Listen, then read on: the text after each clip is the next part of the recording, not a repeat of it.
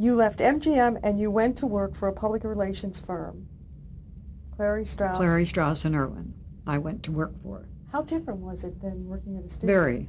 It was a shock in the beginning. And they were a very nice group of men. And I was an associate of the firm. And I had my own clients. And it was, of course, very different because at MGM, everything was at hand and you could find out anything and so on. And when you were by yourself, you had to do all the work and you had to do all the spade work and it was a whole different picture. And I must say they were very nice and very understanding while I learned my way around. Well, you put on another hat because you go in to a television show, Here's Hollywood, and this time you're on the production side. That's right. What was, as a publicist? Well, Pierre Oppenheimer, who was the producer and whose original idea Here's Hollywood was, had known me at MGM because he was a fan magazine writer originally. So when he was looking for someone to be an associate producer and talent coordinator, he was looking for somebody whom he figured would know how to handle the stars and get in touch with them and so on.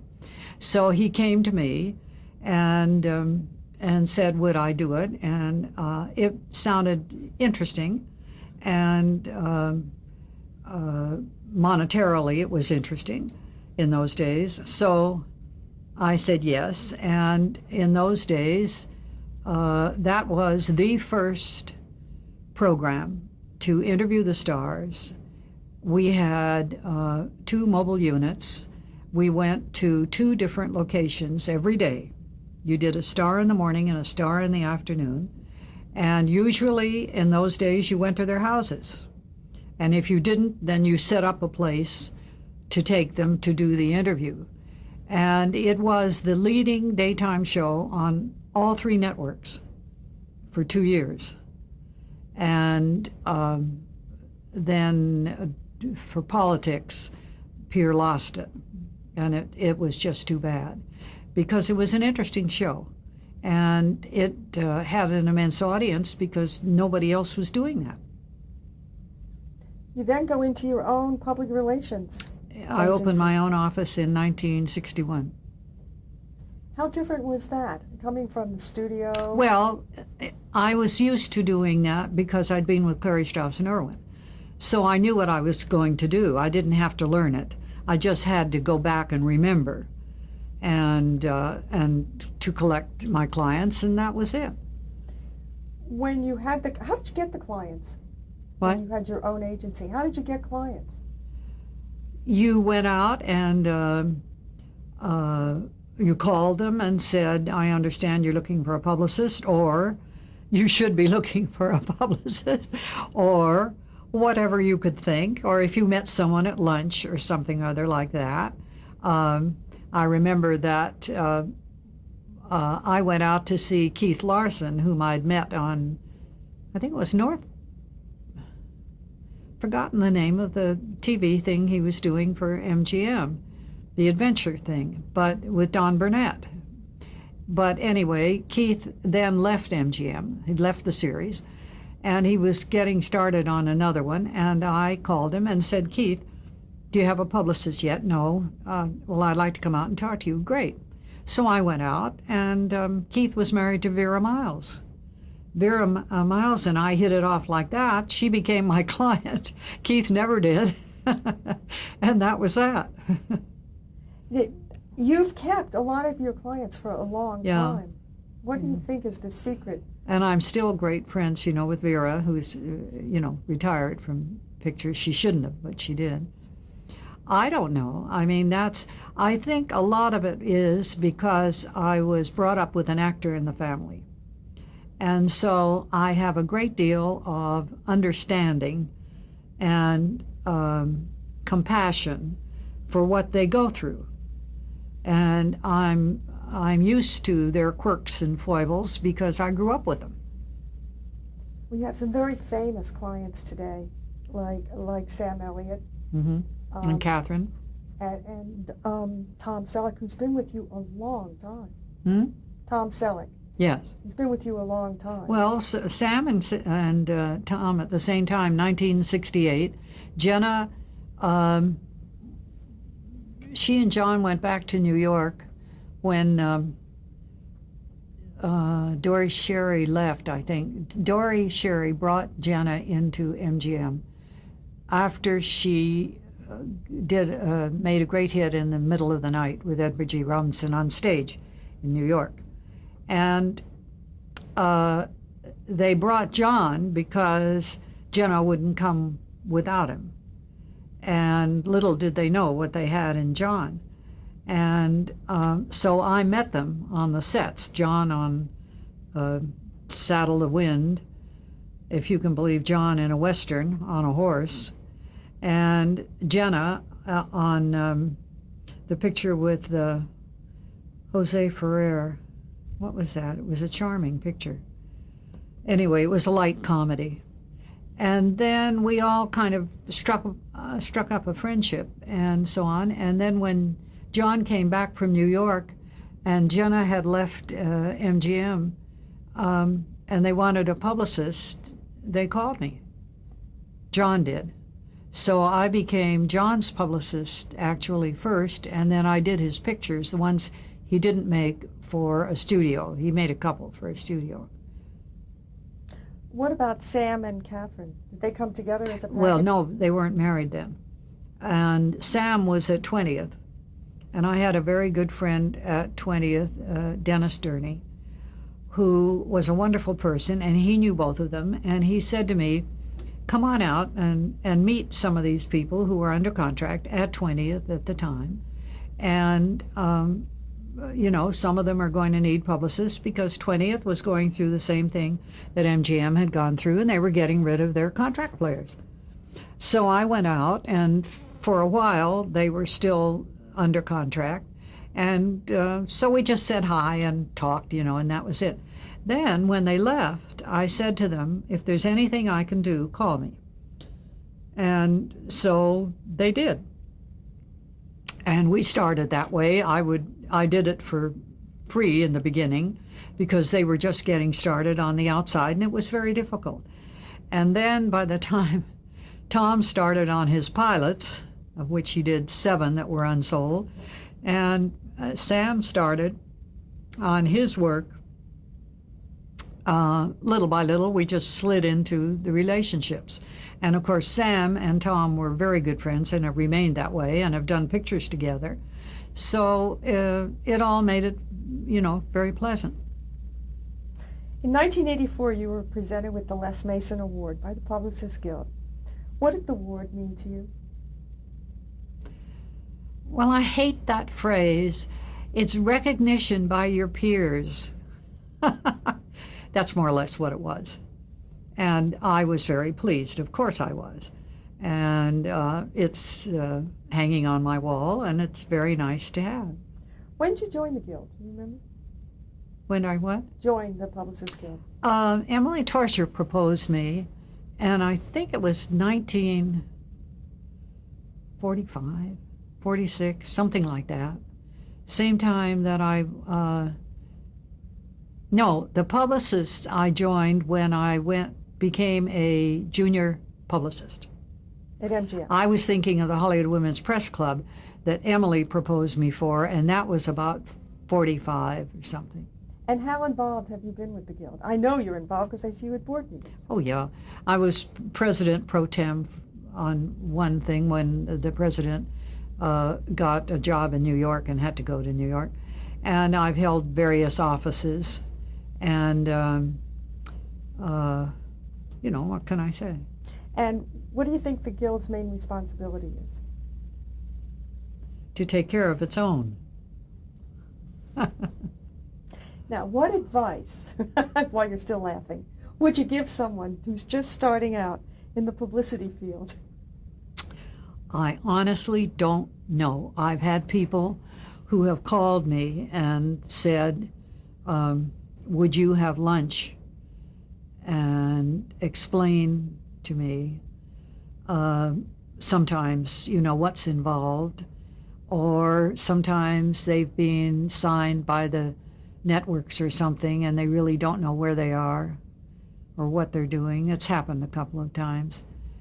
But it's very hard in today's world to give any advice at all that's lasting advice, other than to try to do your job under whatever conditions. If you don't like the conditions, as they say, get out. How much has the publicity field changed? Because you've seen it all. Oh, an immense amount, you know. It would be hard. People have written books on it.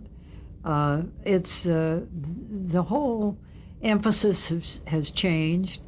They call it marketing now, and they're quite right. That's what it is, marketing. Money comes first in anybody's lexicon. The star thinks of money. The studios think of money.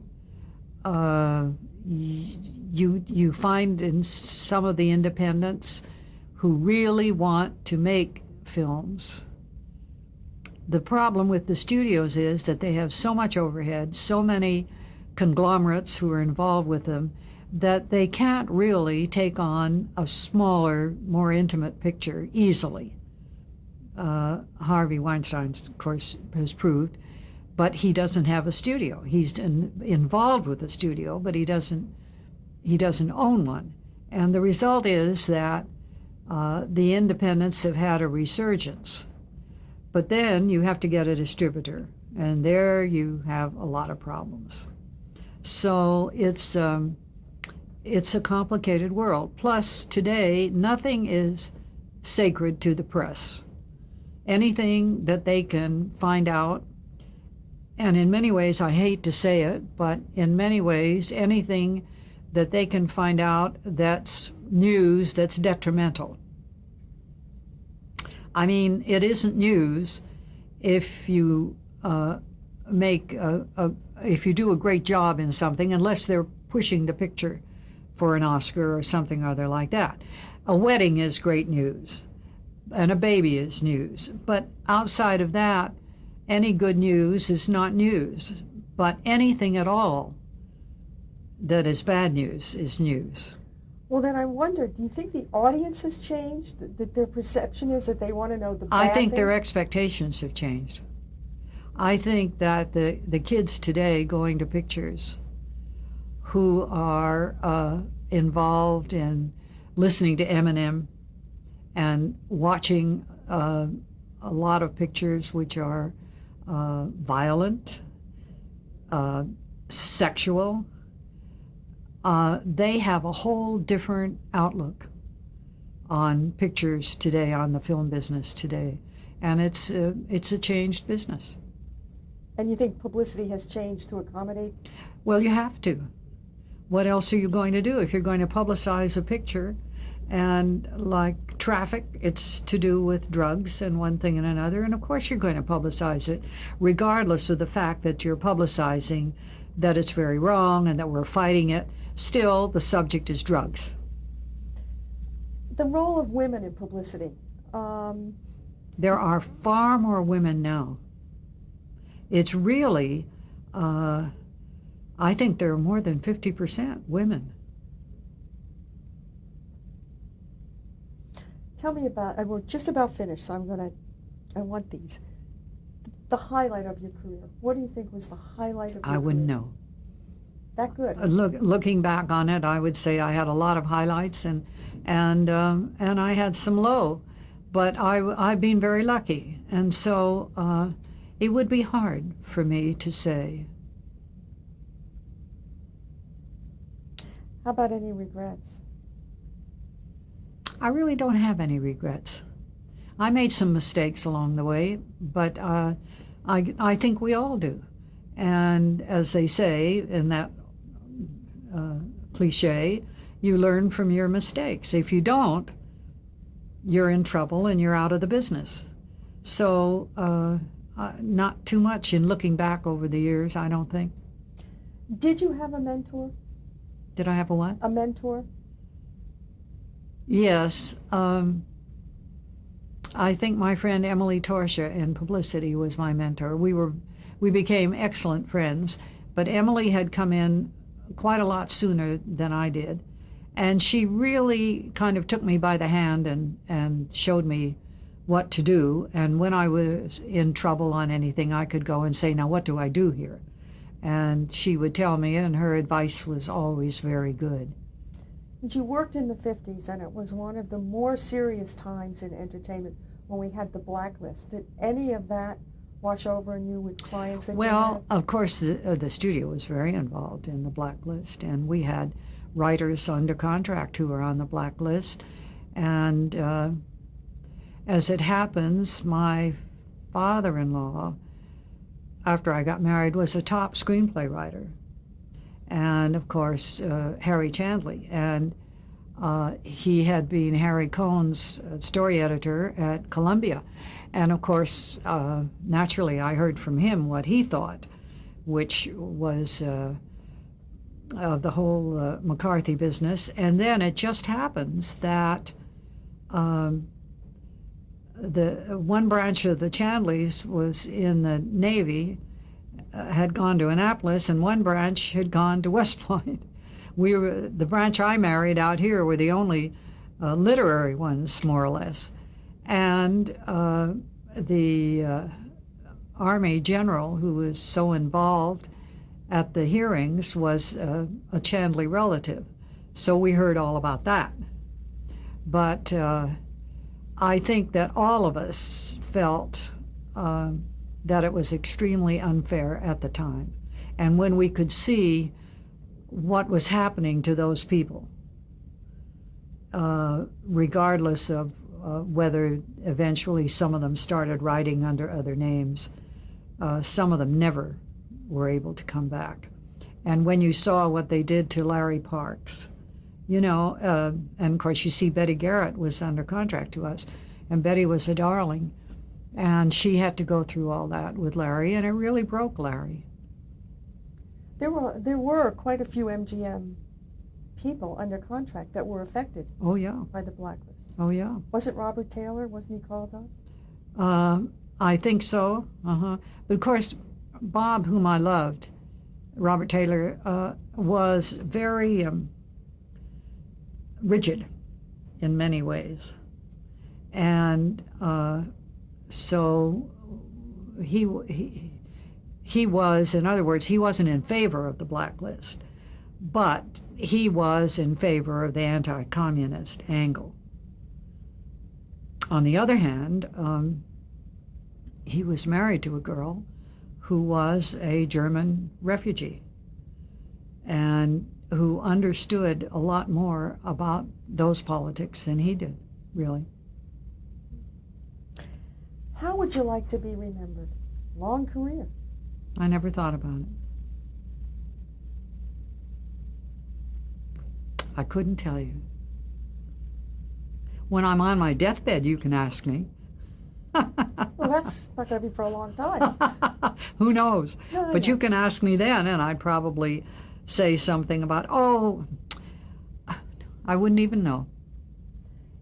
In looking back, can you pick one particular project that you were so proud of, that what you wanted it to be, it actually, because a lot of times what we want things to be don't always end up that way, but what you wanted it to be really came out that way? No, because I've had a number, all connected with different people. Because I've handled a lot of people in my career. And I handled a lot of people after I opened my own office. And I really don't know, because at the time, when you're successful in doing something, it seems like a lot. But as my husband used to say to me every once in a while when I'd get carried away, he worked at Douglas. And a number of times he was out to look at airplane accidents with people's flesh all over everything. And at one time he'd wanted to be a writer, and he used to say to me, you know, Esme, the one thing you have to remember is you are in the entertainment business, period. And I always remembered it. Can I say thank you? Thank you. That's it. 30. Is that okay? Yeah. I hope I didn't miss anything. I don't know.